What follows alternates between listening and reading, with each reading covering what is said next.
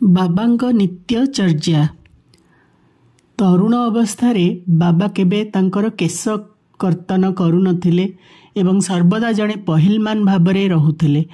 से जेबे राहता तामने शिरडीरु 3 माइल दूर जाउथिले सेठारु गेंडू जुई ओ जाई चारा आनी शिरडी रे लगाउथिले ओ पानी देई तार जत्न नेउथिले।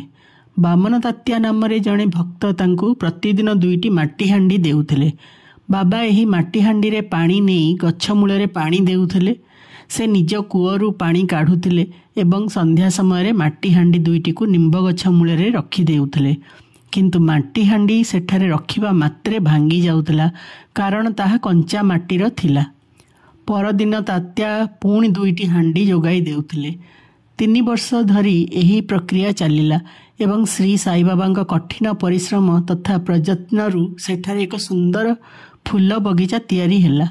आज सही स्थान रे बाबांकर भव्य समाधि मंदिर दंडायमान होईछि, जहाँ लक्ष लक्ष लोकंकर आशा और विश्वासर पवित्र धाम रूपे ख्याति अर्जन करिछि।